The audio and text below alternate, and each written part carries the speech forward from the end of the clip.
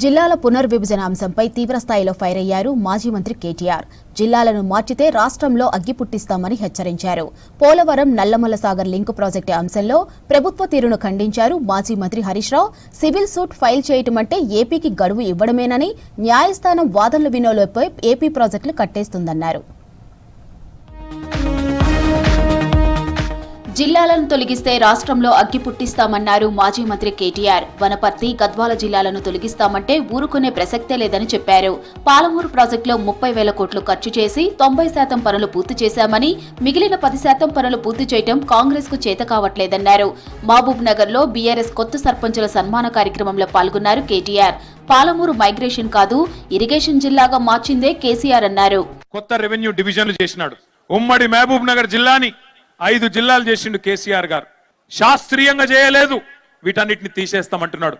మరి తీసేస్తే నారాయణపేట లూకుంటారా, గద్వాలో లూకుంటారా, ఇవన్నీ ఎత్తేస్తాం అని చెప్పి అలా రేవంత్ రెడ్డి మాట్లాడుతుంటే చూస్తా ఊరుకుందాం, ఆలోచన చేయండి.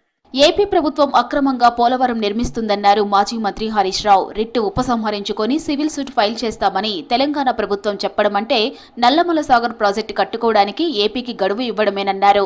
పంచాయతీలు వద్దు, న్యాయస్థానాలు వద్దు, మనమే కూర్చొని చర్చించుకుందామన్న రేవంత్ మాటల అంతర్యమేంటని ప్రశ్నించారు హరీష్. కాంగ్రెస్ ప్రభుత్వం ప్రజా సమస్యలను పట్టించుకోవడం లేదన్నారు మాజీ మంత్రి మల్లారెడ్డి. ప్రజల మౌలిక వసతులపై నిర్లక్ష్యంగా వ్యవహరిస్తుందన్నారు. మేడ్చల్లో తాగునీటి సమస్యలపై జలమండలి అధికారులను కలిసి వినతిపత్రం అందజేశారు మల్లారెడ్డి.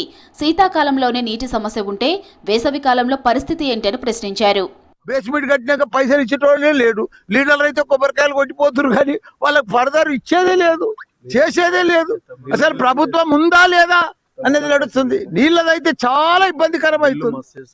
కాబట్టి మేము తప్పకుండా ఈ వారం చూస్తాం, ఎండి గారిని కూడా కలుస్తాం. ఆడికెళ్ళి సరిగా నీళ్లు రాకపోతే ధర్నా దీక్ష కూర్చుంటాం. జూబ్లీహిల్స్ బైపోల్ పంచాయతీ ఎన్నికల్లో వరుస ఓటములు చవిచూసిన బీఆర్ఎస్ నేతలు మున్సిపల్ ఎన్నికల్లో మంచి ఫలితాలు సాధించడంపై ఫోకస్ చేశారు. ఇప్పటి నుంచే ఎన్నికలకు సన్నద్దమవుతున్నారు. బీఆర్ఎస్ వర్కింగ్ ప్రెసిడెంట్ కేటీఆర్, మాజీ మంత్రి హరీష్ రావు లీడర్లను సమన్వయం చేస్తున్నారు. తెలంగాణ భవన్లో జిల్లాల వారీగా సమావేశాలు నిర్వహిస్తున్నారు.